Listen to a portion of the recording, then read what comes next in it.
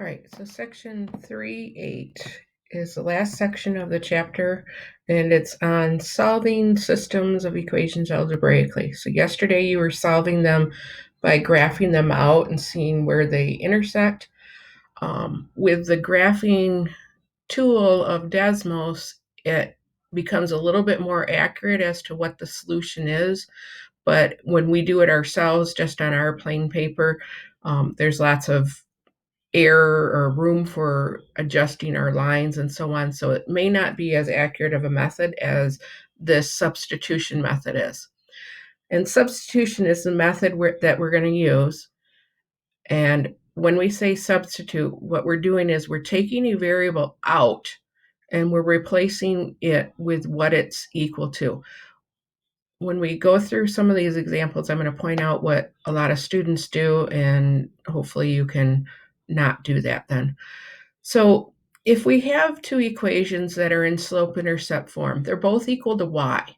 So if they're both equal to y, then the other parts have to be equal to each other if we're going to solve them. We want to find out what is the x and y value when the two equations are crossing each other or when they're equal to each other. So when we have this equation, y equals x minus 6 and y equals 3x, instead of writing this y equals here, I'm going to take this y value out.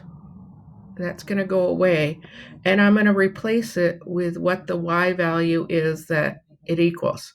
So this is going to go in place. It replaces that y. So 3x equals x minus 6. So we're rewriting the equation, and we're taking our y value variable out and replacing it from the other equation what y is equal to. So 3x equals x minus 6. Now that we have the y equation out of there, or the y variable out of there, we're going to take this equation that only has x's in it, and we're going to solve it. So I have a 3x here and an x here. So when we have variables on opposite sides of the equation, we take the smaller one and move it to the other side. And when we do that, we take a minus x and add it to both sides of the equation. So 3x minus 1x is 2x. What happens with these x's? They cancel out, and we're left with negative 6. Now that we have the x by itself, we're going to divide by 2, and we get x equals negative 3. Once we have that value of x, we know that ordered pairs come as an x and a y coordinate. So we then have to go back up to either one of the equations. I'm going to use this one, y equals 3x. And I'm going to substitute again. I'm going to replace that x with the value of the x, which is negative 3. So y equals negative 9. So our solution for those two equations are negative 3, negative 9.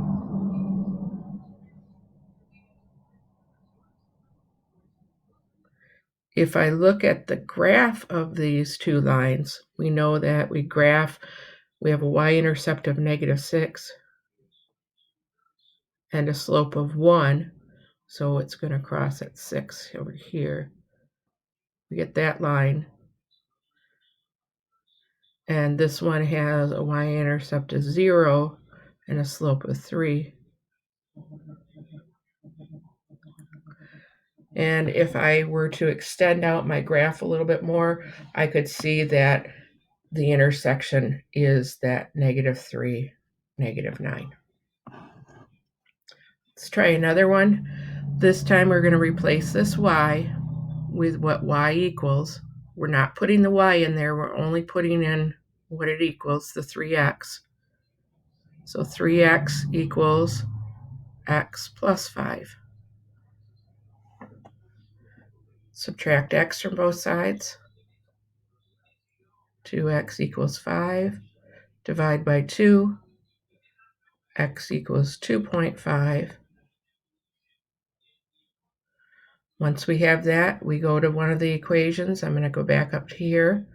Y equals 3 times 2.5. 3 times 2.5 is 7.5. So my solution for these two equations, 2.5 comma 7.5. Questions on that?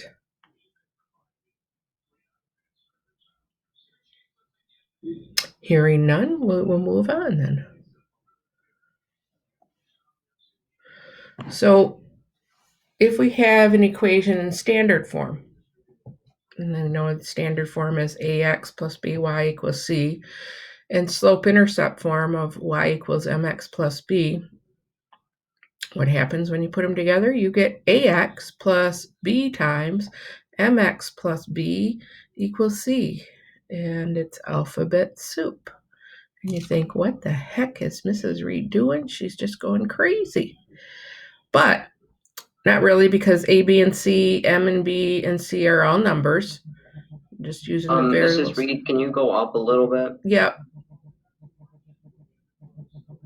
That good, Matthew? Like at the top of the slide. There? That's the top. Yeah. Okay. Thank you. So it looks like a mangled mess of variables, but when we actually do it,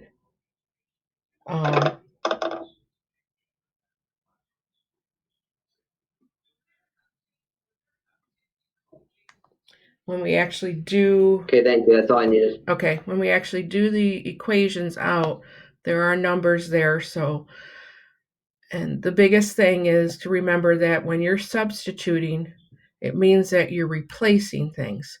So we have these two equations here.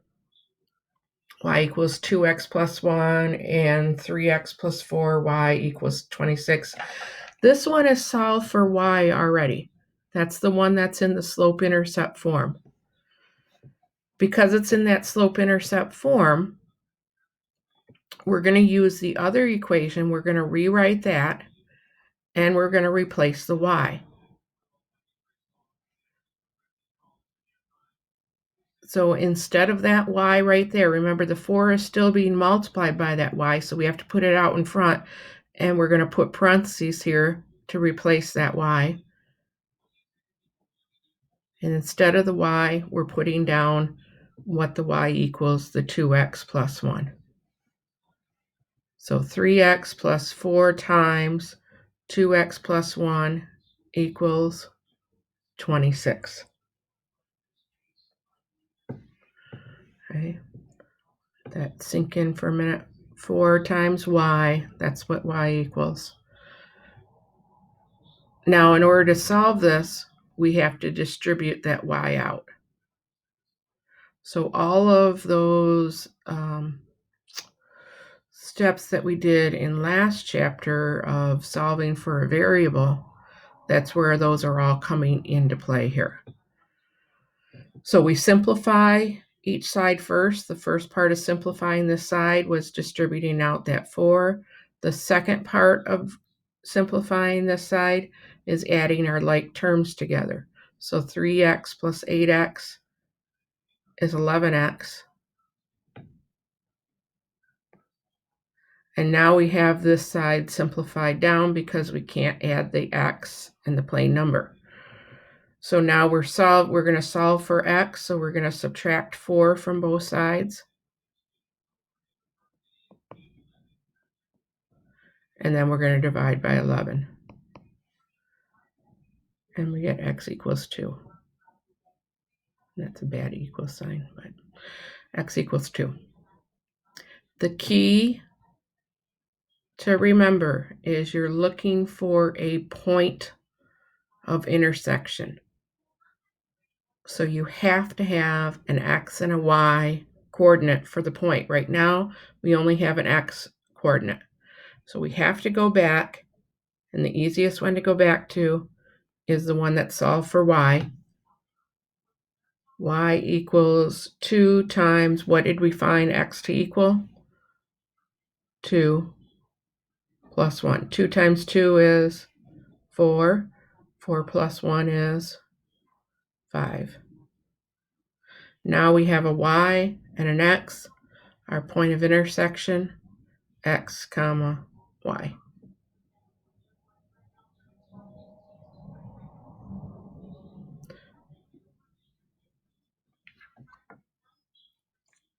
Go through that, look through that again, what we did.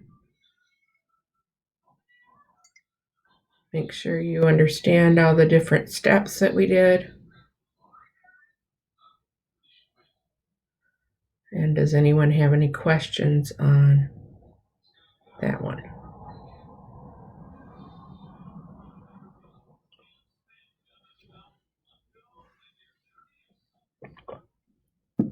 Hearing nothing, I'm going to show you another example just so you have a couple more, or I should say one more. So 2x plus 5y equals 44. That's our equation that's in standard form. And then y equals 6x minus 4. So we have our slope-intercept form. This one's solved for y, so we're going to rewrite this one, replacing that y. So instead of that y, you're going to put the 6x minus 4.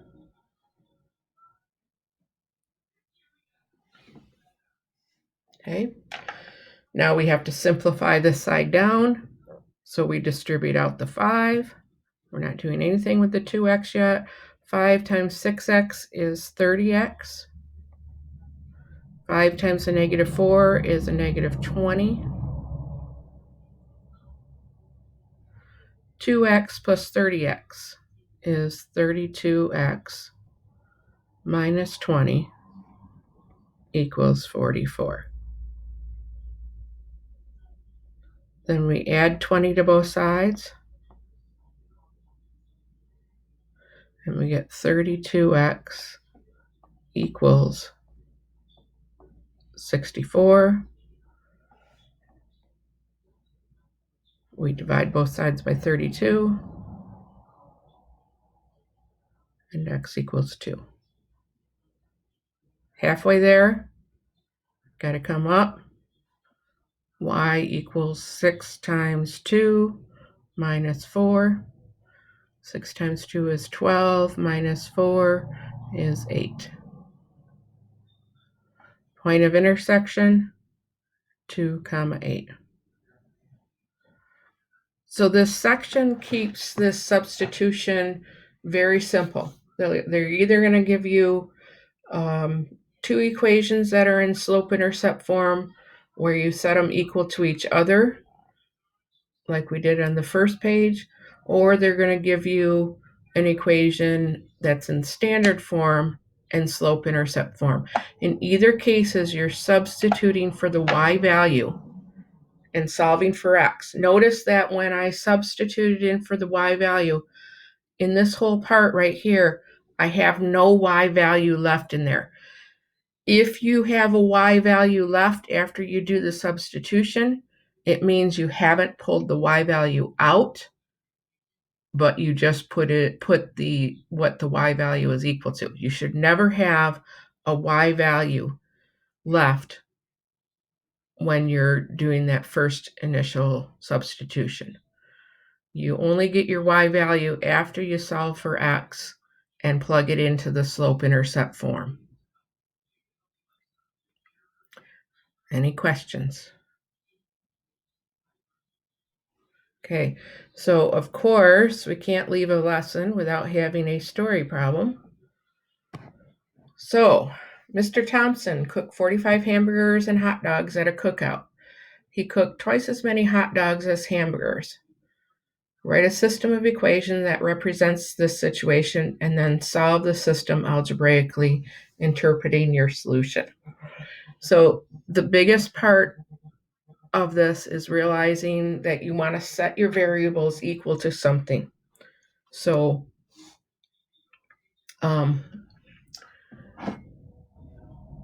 we have x equal to the number of hamburgers.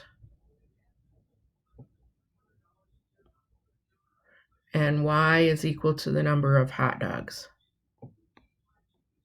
So once we establish those two variables, then we want to come up with our equations.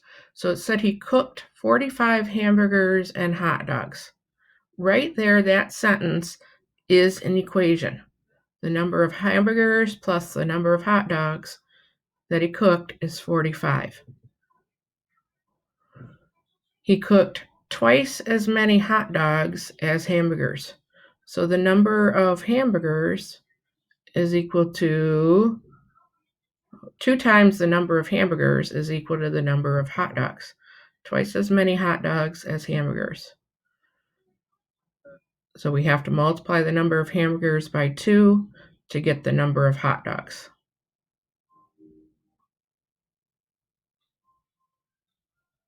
So there is our system of equations. We have one, x plus y equals 45. The other one, 2x equals y. Could I rewrite this as y equals 2x? Yes. So we have it solved for y. That's the one we're going to substitute into the other equation. X plus 2x equals 45. X plus 2x is 3x equals 45. And then divide by 3, and x is equal to 15. Once we have x, we go over here. Y is equal to 2 times 15. 2 times 15 is 30. So he made 30 hot dogs and 15 hamburgers.